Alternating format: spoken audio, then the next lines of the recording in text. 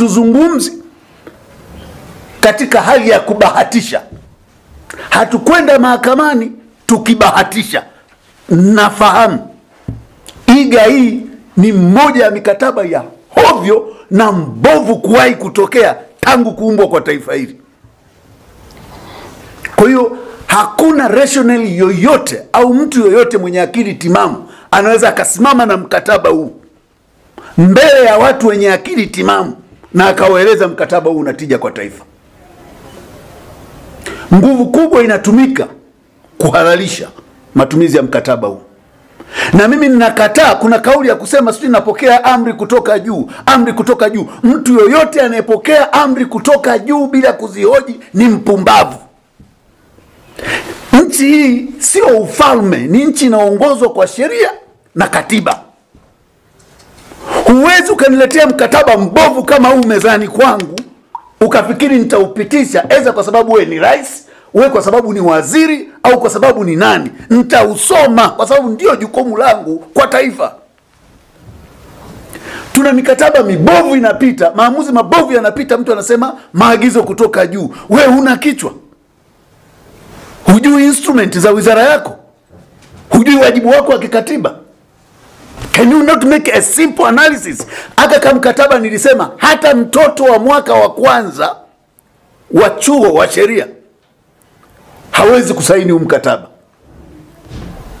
Ni mkataba wa aibu na umetuvua nguo wa Tanganyika.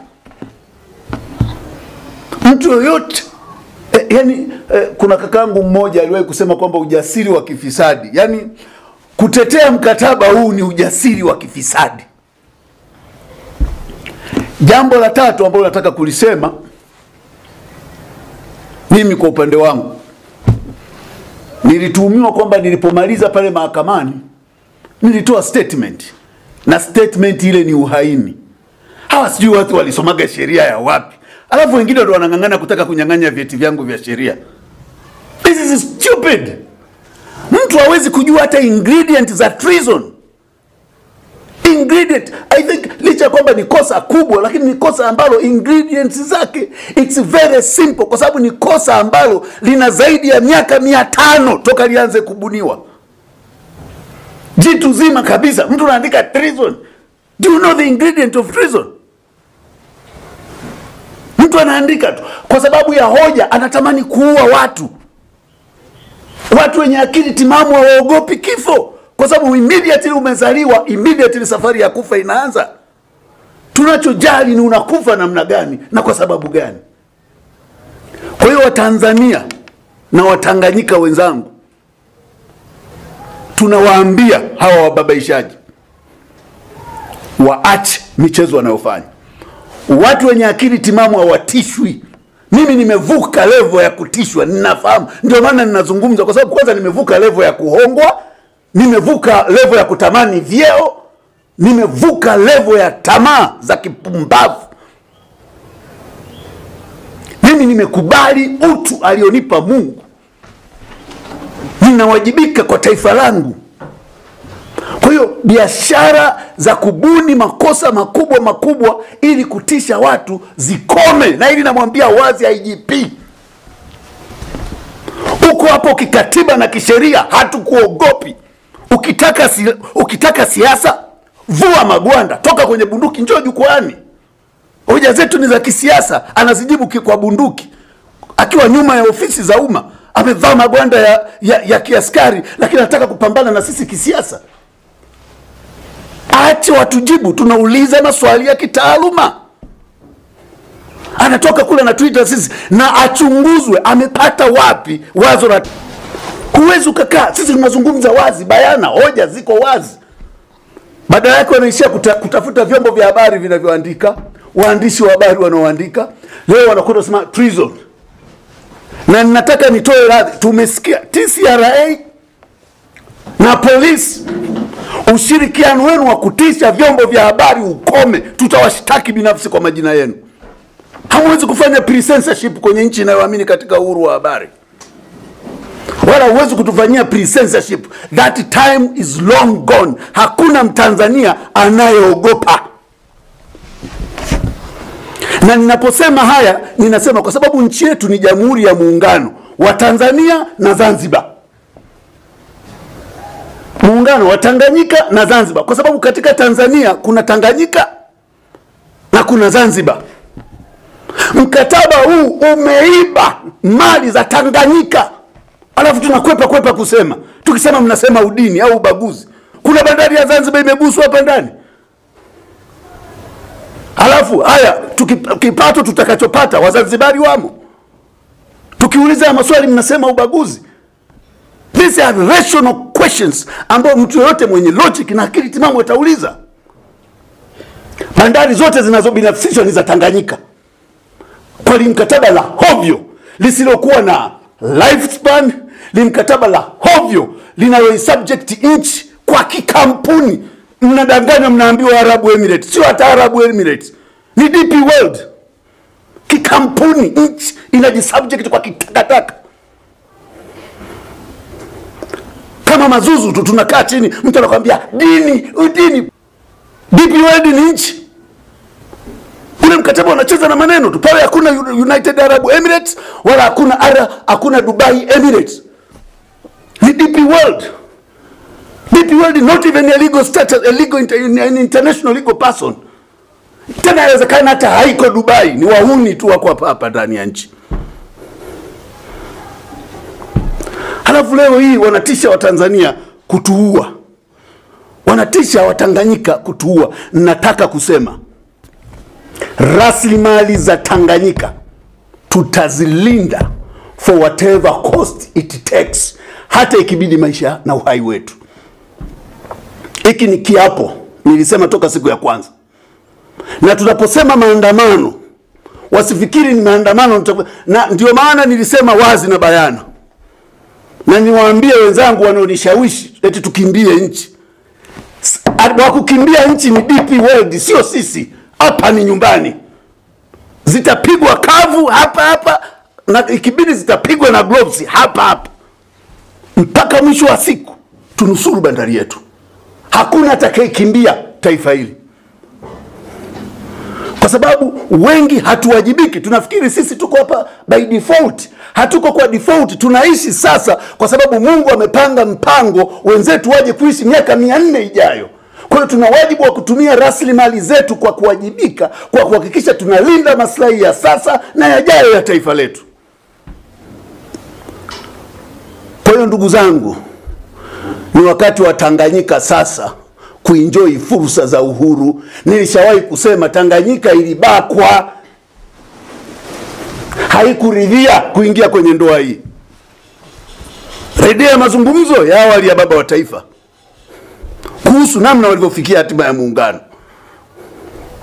Kwa sasa ni wakati wa Tanganyika ionekane na rasilimali zake za Tanganyika zisimamiwe na Watanganyika, za Wazanzibari zisimamiwe na Wazanzibari, na za muungano zisimamiwe na serikali ya muungano. Biashara ya lasema hatutakaa kimya. Sisi sio kizazi cha wanafiki.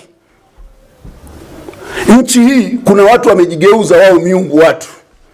Wao na familia zao wanataka kugeuza Watanganyika kama ng'ombe wao zizini, watuswage kwenda machungani na kuturudisha muda wanaotaka. Nataka kuambia kama walifikiri sisi ni kondoo, tumeshageuka kuwa wanambuzi wa korofi na tumeshanyanyua mkia kama ngiri. Hakuna mahali watakapotufuga tena. Tunachohitaji, taifa linalohitaji ni rasilimali za taifa. Tunahitaji uwajibikaji. Wanajificha kwenye kichaka, mara waseme mapinduzi, si uhaini, mara waseme udini, kote huko ni kukwepa kuwajibika. Nilisema siku ya kwanza, sheria inayohusu sheria utata katika vifungu vya mikataba inaeleza waziri mwenye dhamana afanye nini kushirikiana na waziri wa katiba. Sheria iko wazi, hawataki kufanya. Badala yake wanataka kupeleka sheria ya hovyo bungeni ili kujustify ujambazi huo kwenye iga. Na hili tunawaambia wabunge, that luxury is long gone. Chezeni na rasilimali yetu, pitisheni hiyo sheria. Kwa sababu tumeshaenda mahakamani na mahakama imesema haina uwezo wa kuingilia mambo ya bunge. Hatutaenda mahakamani tena. Tutatumia nguvu ya umma kuleta uwajibikaji. We will not go to court again. We don't have that time. Kwa hiyo tunatoa taarifa. Tuliwaambia kwamba maandamano yapo, na ninawaambia ndani ya wiki hii tutatoa ilani. Tulisema ya siku 14, lakini tulikubaliana kwamba baada ya madiscussion ambayo yanaendelea iwe ilani ya siku 21. Ilani hii inataka iga isitishwe mara moja, yani with immediate effect. Itataka sheria zote au mabadiliko yote ya sheria yaliyotaka kufanyika ili kuhalalisha uharamia wa iga isitishwe mara moja, na kutaka wote waliohusika katika kuifikisha nchi hapa ilipo wawajibike. Ajabu, wanang'ang'ana na sisi tunao disclose ubovu wa mkataba, wanaacha majizi na majitu yaliyoileta hapa taifa yanakula na kutafuna vitumbua kwenye ofisi za umma. Alafu nakimbizana na bona fide person ambaye anakuambia kuna shida mahali. Kwa hiyo ndugu zangu wa Tanzania, nilisema mara ya kwanza na ninasema mara ya pili sasa, iga ni uvamizi wa taifa letu kiuchumi. Bandari ni lango kwa taifa letu.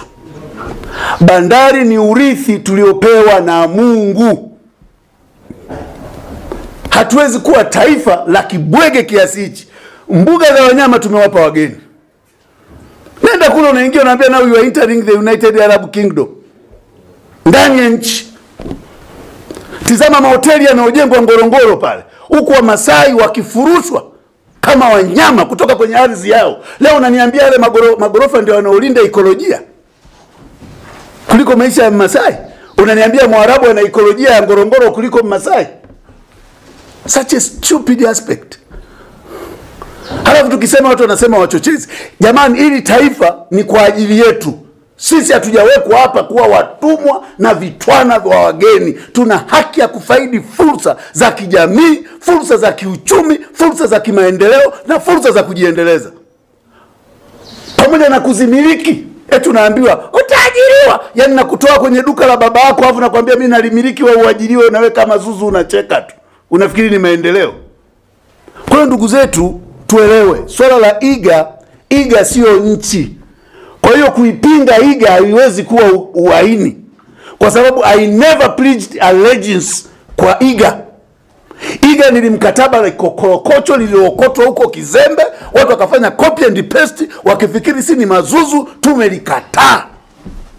Kwa hiyo wasiruke, na ili nalizungumza kabisa kwa vyombo vyetu vya usalama. Kama haviwezi kuwakemea watawala wanapotaka kuiba rasilimali za nchi kwa mikataba ya kilaghai, wakae kimya tukikataa. Wanaweza wakawa na haki ya kutupiga, lakini wasitupangie namna ya kulia. Ndugu zangu, kabla ya kumaliza, nimefanikiwa kuona waraka wa maaskofu wa Katoliki. Waraka ule una nguvu za kinabii. Waraka ule una uvuvio wa Roho Mtakatifu. Na ndivyo Mungu anavyokuja kuthibitisha neno. Wale wamethibitisha hiki tunachokipigia kelele. Na usitarajie utamuona Mungu sio amepanda gari gani anashuka Mwenjerwa au anashuka Mafiati. Mungu anapitia watu wake. Anapitia balozi zake, na kanisa ni moja ya balozi za Mungu zilizoko duniani. Nimesikia kuna watu wanabisha, watu wanaingiza masuala ya kidini. Nataka kusema zile hoja za maaskofu zilizoko kule ndani ni hoja za kiuchumi na hoja za kijamii, sio za kidini. Hakuna sakramenti kule ndani. Wazijibu kisomi. Nawaomba Watanzania, tafuteni huo waraka popote ulipo. Sio wa Katoliki, ni wa Watanzania wote. Hapa tulipo hatupo mahali salama. Ukiona una serikali inafanya kampeni, inazunguka nchi nzima kudanganya wananchi wake, jua hatuko salama. Hatuko salama. Na tunaomba kama kuna jitihada zinazofanyika tuambiwe. ni nani na nani walihusika kuleta ili takataka hapa nchini. Kwa hiyo naomba mimi kipekee niwaombe wa Tanzania tuupitie ule waraka. Nimeziona hoja kama 6 pale zipo. Lakini bado msisite kwenda kwenye mkataba. Kwa sababu kuna hoja zingine kama 7 bado ziko kwenye mkataba. Ngozo kuchanganya leo unaweza kufika 13, 14. Ambazo zote ni ukakasi wa kufa mtu. Kwa hiyo kwa sababu sheria imeweka utaratibu, usisikilize ati mambo ya nia njema. Nchi haiongozwi kwa nia njema, nilishasema. Nchi inaongozwa kwa sheria, katiba na kanuni. Nia peleka kwenye mahusiano huko. Hakuna nia njema kwenye kuendesha nchi. Cha ajabu mpaka leo hatujamsikia waziri mwenye dhamana amefanya hatua gani kushughulikia zile unconscionable term. Badala yake tunaona kazi aliyofanya ni kukimbiza kupeleka lile limswada la ajabu linalotaka kuhalalisha. Yaani eti kwa sababu wazinzi hawaachi uzinzi wao, basi kanisa au msikiti ubadili na kuboresha vifungu kule kwenye Biblia na Qurani kuruhusu zinaa. Kwa sababu majambazi, tumetunga sheria na majambazi hayajaisha, basi tuhalalishe ujambazi kwamba ni kazi halali. Huu ndio wenzetu wanaotuambia. Ndio maana nasema wananchi wa Tanzania tuna wajibu kikatiba na kisheria kulinda rasilimali za nchi zetu. Ndugu zangu wa Tanganyika, lazima tulinde rasilimali zetu kwa wivu mkubwa, sio ubaguzi.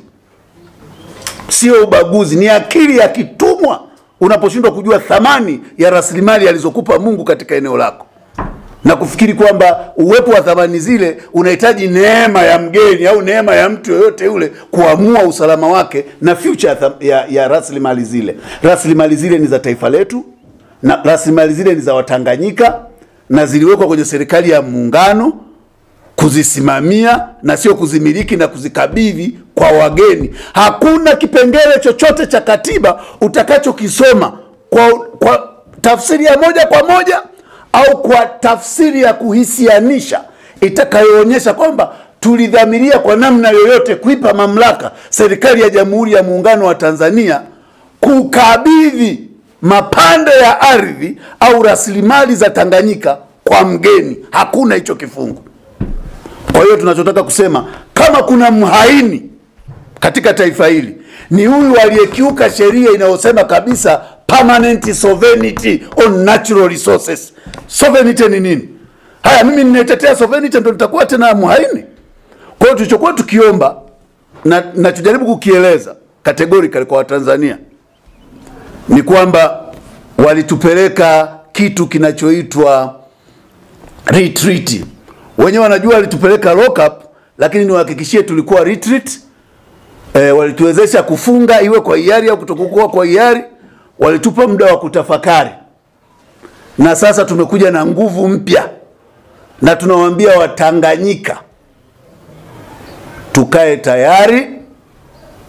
Vita yetu ni salama, ni ya kisheria, kwa sababu maandamano sio haramu. Na kama kuna yoyote hayapendi, akarekebishe sheria, akarekebishe kanuni, akarekebishe katiba, ili tujue sasa nchi yetu imeingia rasmi kwenye udikteta. Asanteni kwa kunisikiliza.